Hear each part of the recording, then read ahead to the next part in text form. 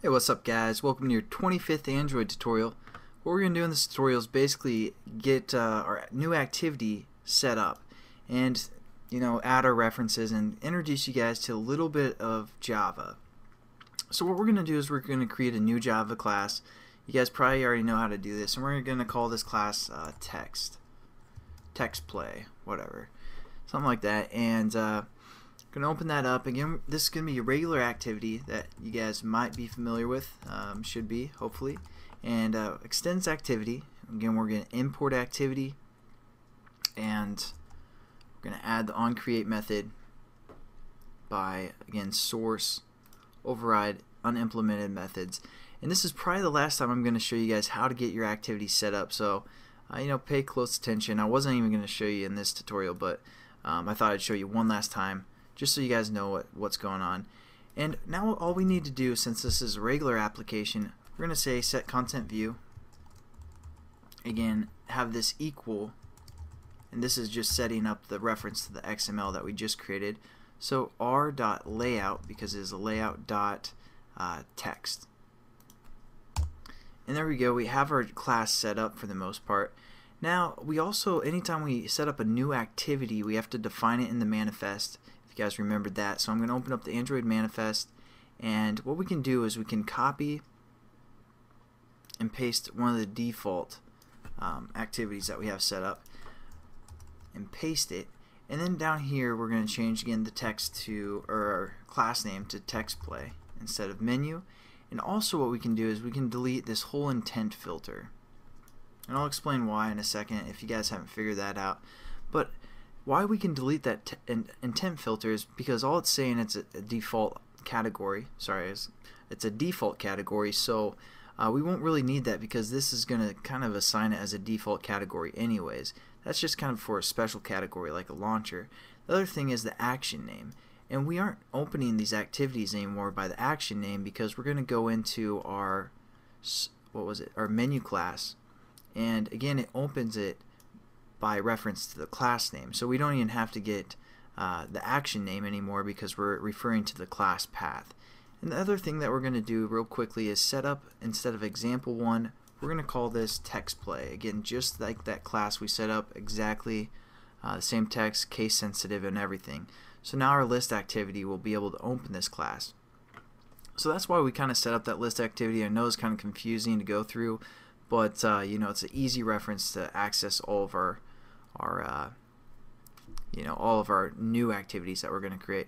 So hopefully everything's set up and it's going to work now within our emulator.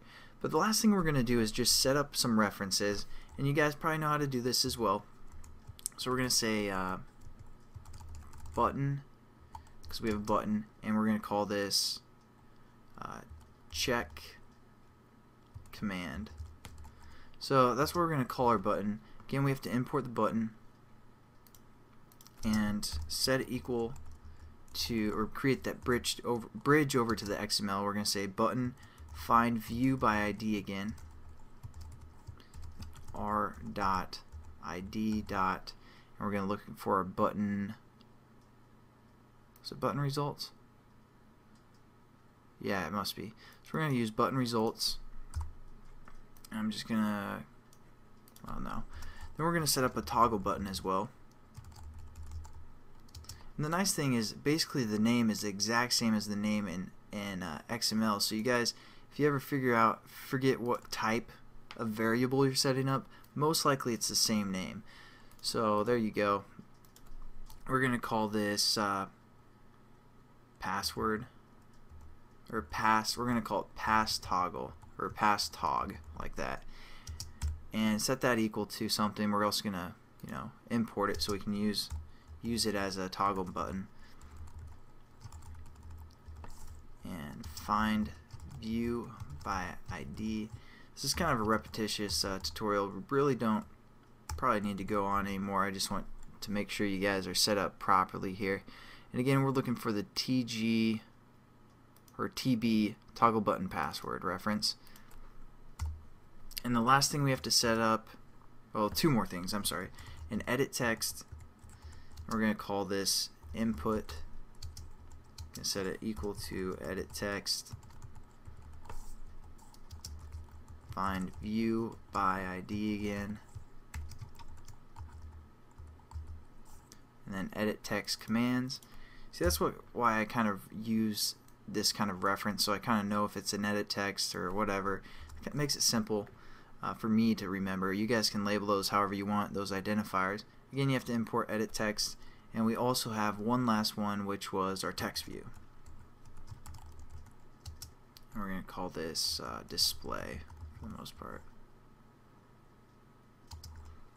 That's a decent name, whatever. And we're going to set this equal to text view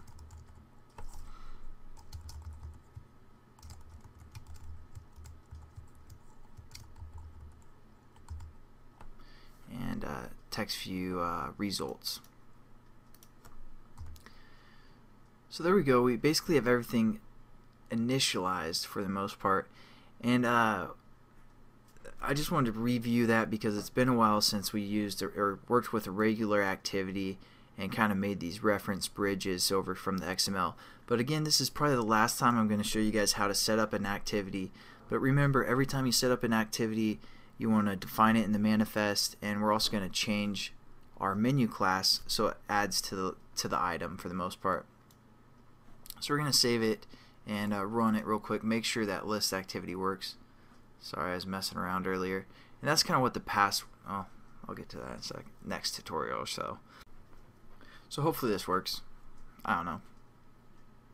Pretty boring tutorial. Really didn't learn anything new, just kind of reviewed. But you know, it's always good to review a little bit when you guys are new. So there you go. Now we have, whoa, I think my mouse just died.